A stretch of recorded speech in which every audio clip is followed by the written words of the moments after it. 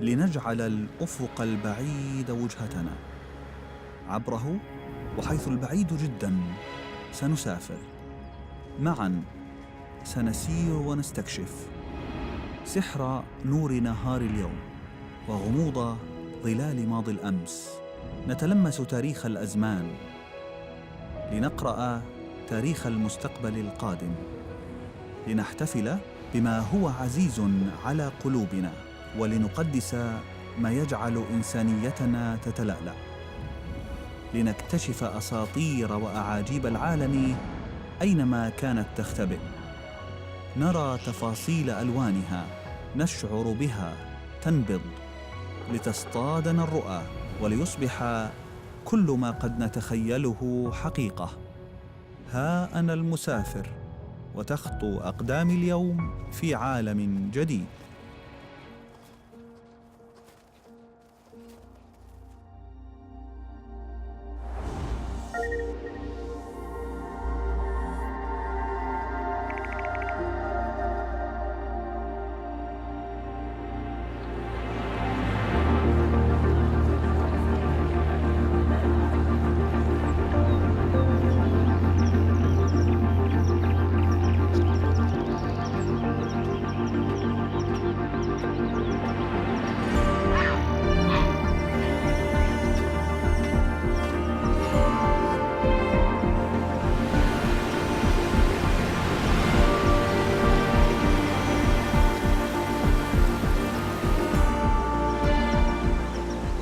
مرحبا بكم في درة الأرجنتين، حيث واحد من أكثر المشاهد إثارة للدهشة في العالم، صورة من صور عظمة الخالق وسحر الطبيعة.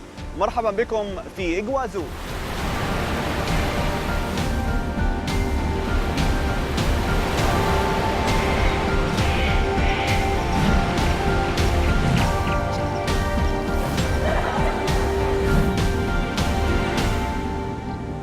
أكثر شلالات العالم جمالاً، إبهاراً، سحراً وهيبة. مشهد تخاله حلماً من فرط اكتماله. تتدفق من هذه الشلالات العظيمة 2000 متر مكعب من المياه في الثانية الواحدة. هذه الكمية من المياه تكفي ربع سكان العالم لمدة يوم واحد.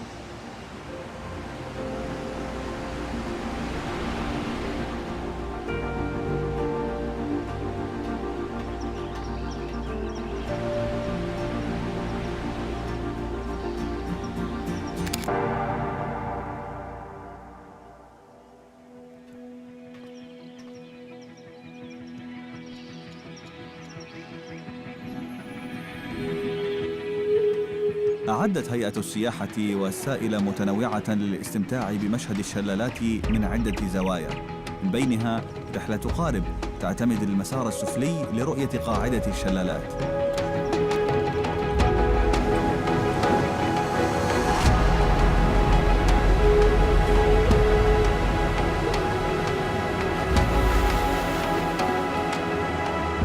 يزور هذا المكان أكثر من 4000 سائح يومياً للاستمتاع بهذا المشهد الجميل جداً. فعلاً أتمنى ألا ينتهي هذا اليوم.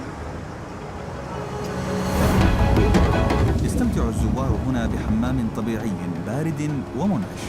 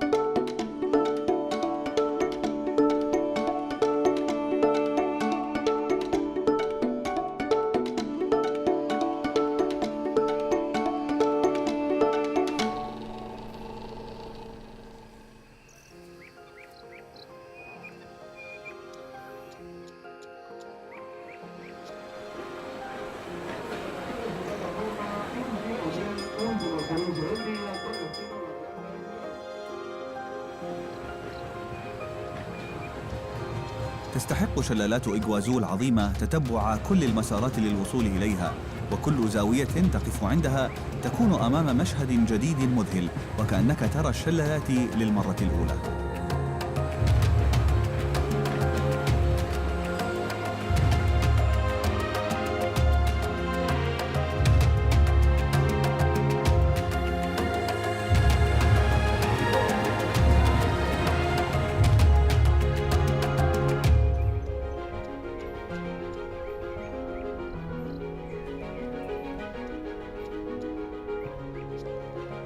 لم ينتهي المشهد بعد.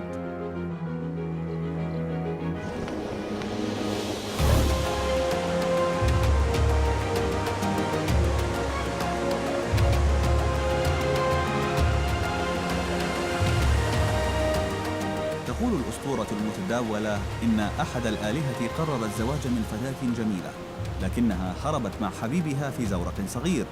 من شدة غضبه قطع النهر نصفين وأغرق العاشقين المتمردين.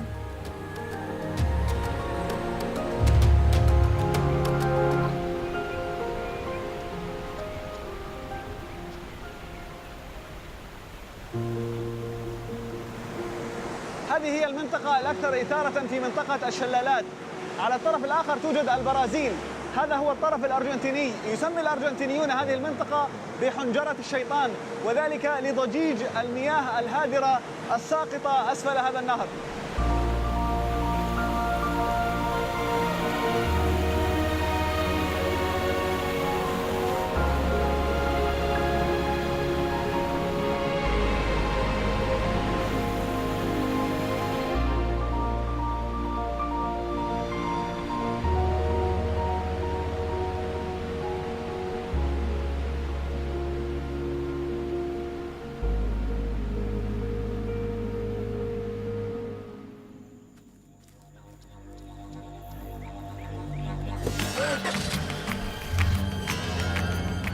وكأن جمال المياه المتساقطة في حد ذاته لا يكفي، فالشلالات تقع وسط غابة طبيعية غنية بالحياة البرية التلقائية.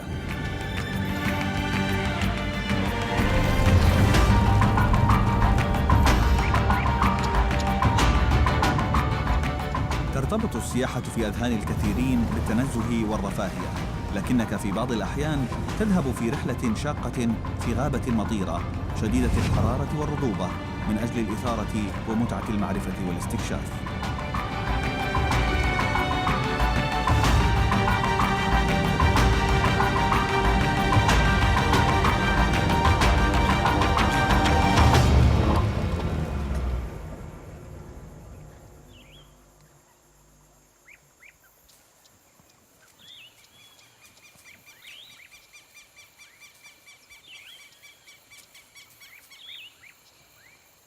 Oh my God!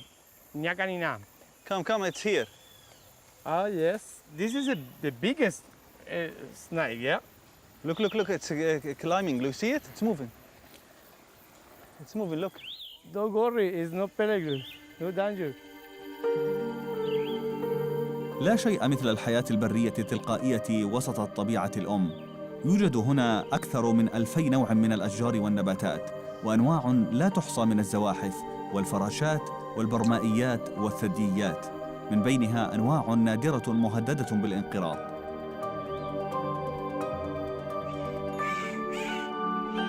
وتعيش هنا نصف طيور الأرجنتين، وهي تزيد عن 800 نوع.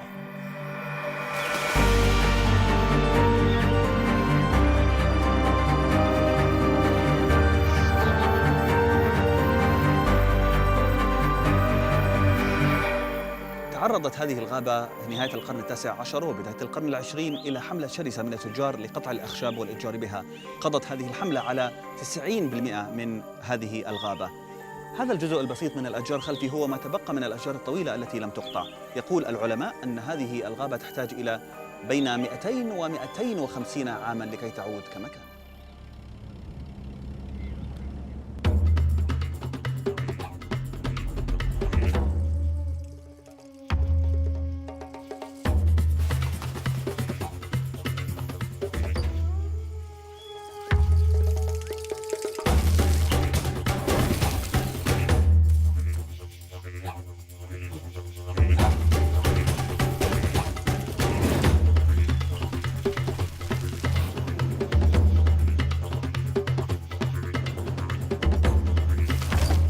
الدراجات الهوائية واحدة من الرياضات المفضلة والمحببة جدا إلى قلبي، ولكن قيادة الدراجة الهوائية في هذه الغابات شبه الاستوائية وسط هذه البيئة أمر مذهل تماما. ركوب الدراجة الهوائية وسط الغابات أشبه بمغامرة، لأنك لست وحيداً، فأنت تسير بين حشد من المخلوقات التي لا تراها، لكن الأصوات التي تسمعها تعطيك لمحة عن بعضها.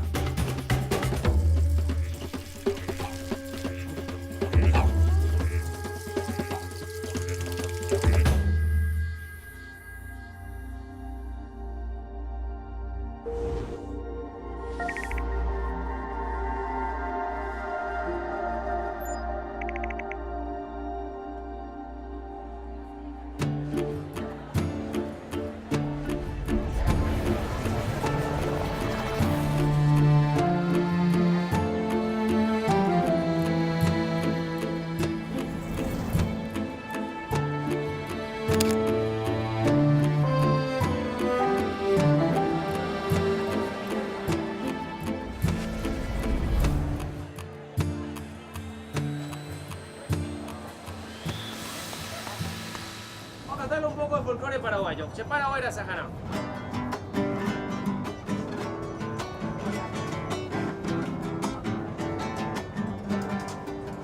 Se Paraguay, la Sahara, Taipori, Sene, Mamome.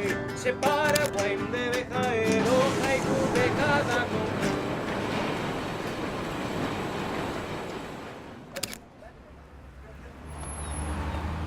نحن في الحي الصيني في مدينة بوينس آيرس. سنستغل هذا المكان الجميل لتسجيل مجموعة من اللقطات من خلال فن التصوير الفوتوغرافي المعروف بفن تصوير الشارع أو الستريت فوتوغرافي. تعالوا معي.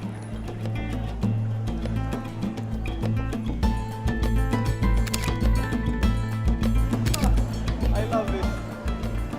I love this.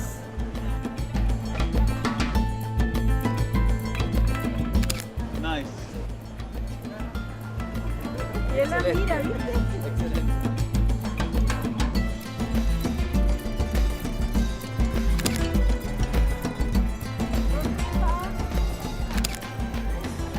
Good.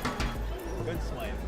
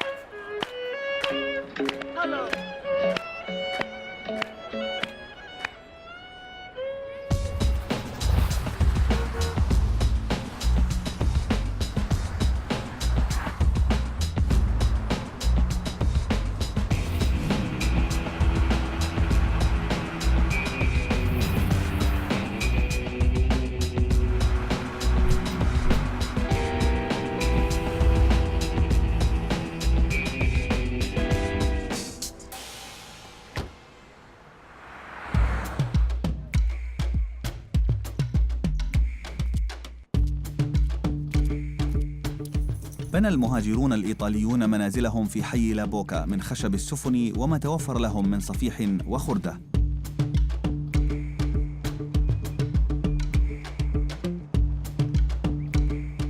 هجره سكانه فيما بعد وبقي خاوياً ليصبح ملاذاً للمجرمين والعصابات، لكن مجموعة من الفنانين بادرت في خمسينيات القرن الماضي بترميمه وإعادة طلاء المنازل من جديد، فتحول إلى تحفة فنية فريدة.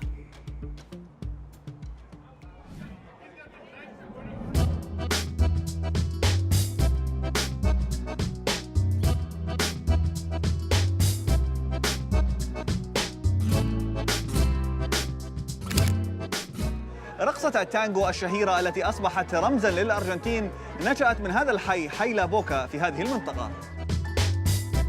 ابتكرها الفقراء والمهمشون في هذا الحي الفقير. قبل أن تنتقل للصالات الراقية في أوروبا ومنها إلى جميع أنحاء العالم.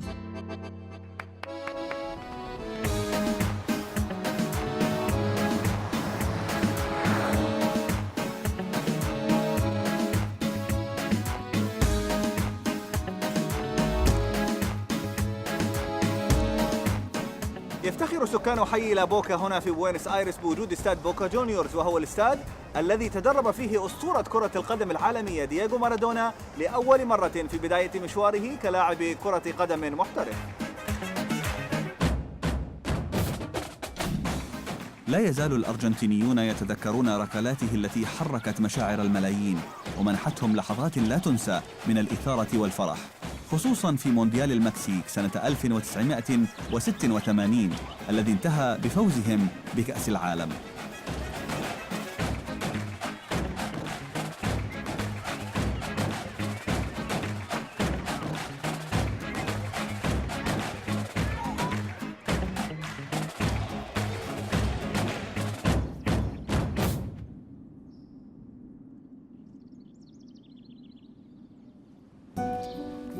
وكما يحتفلون بالأحياء يحتفلون بإنجازات الموتى ومآثرهم.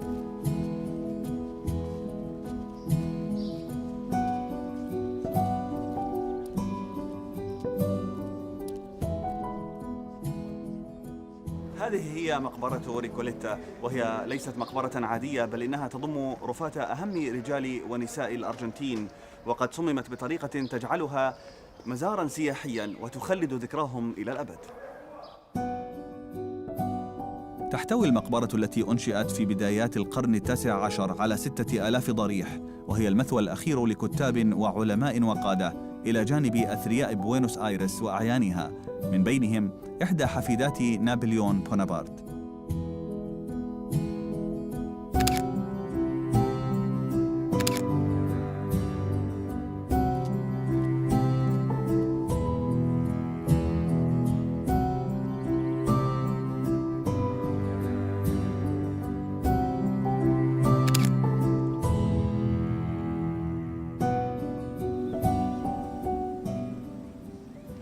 Hey man. Good morning. Good morning. How are you? Fine. Welcome to the cemetery. Thank you very much. Thank you for your time. Thank So where do we go?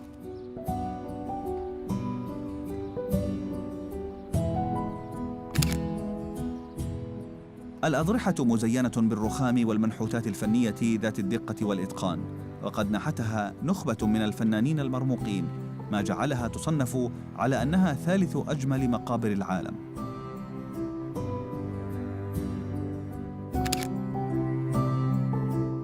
تضم المقبرة أضرحة ل5 شخصيات أرجنتينية حائزة على جوائز نوبل، من بينهم فيدريكو ليلور الحائز على جائزة نوبل للكيمياء سنة 1970. It's also important, this mausoleum, because it's one of the most expensive one, and we can see in the upper part an artwork. It's very difficult to do it with mosaics, one next to the other. It's a very difficult and very good artwork, and we have inside the tomb the same artwork. Very impressive. Yeah.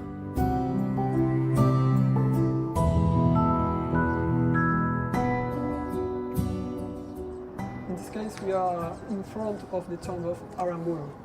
During the dictatorship, where Aramburu was the president, the body of Evita was kidnapped, the body was embalmed, and the body was buried in Italy with other name. Wow.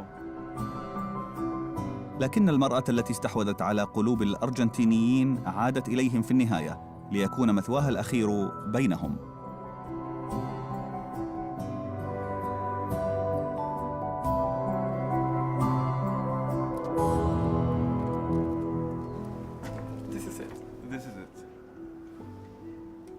إذن هنا ترقد إيفيتا بيرون الزعيمة الروحية للأمة الأرجنتينية التي شكل موتها عام 1952 صدمة مفجعة للشعب الأرجنتيني.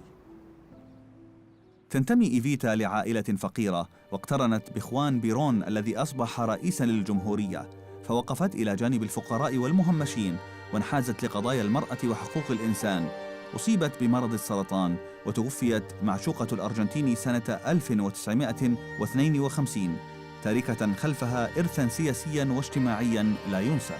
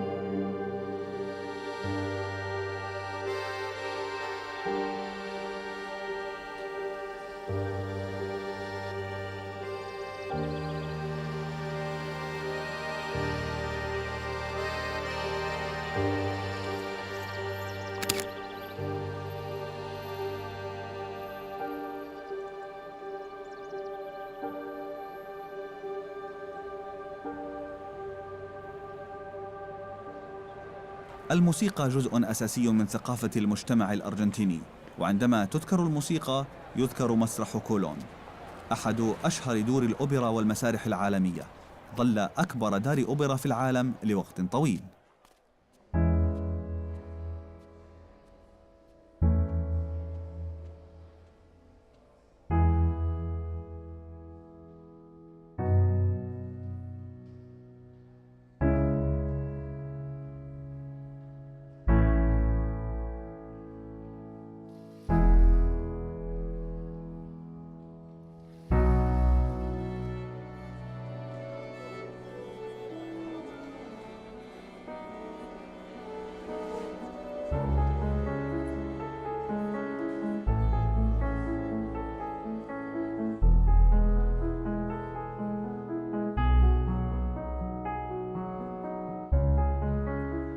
هذه واحدة من أهم وأجمل دور الأوبرا في العالم. على هذه المنصة وقف رموز الفن والموسيقى والغناء في العالم خلال 100 عام كاملة.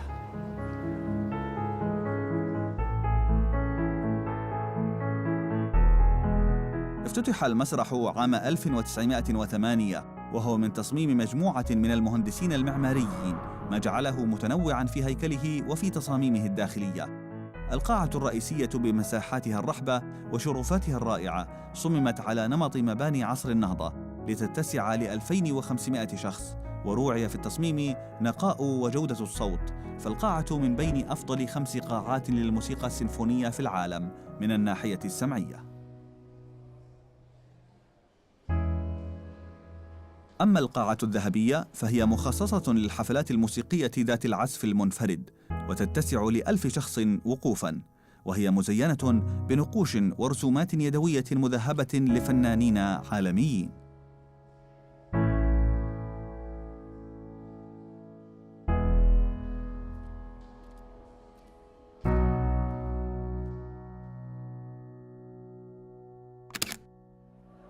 كانت هذه الشرفة مخصصة لسيدات المجتمع الراقي في ذلك الوقت. كنا يأتين هنا لينظرن من أتى مع من ومن ترتدي ماذا، ليصبح هذا حديث المجتمع كله لبضعة أسابيع قادمة.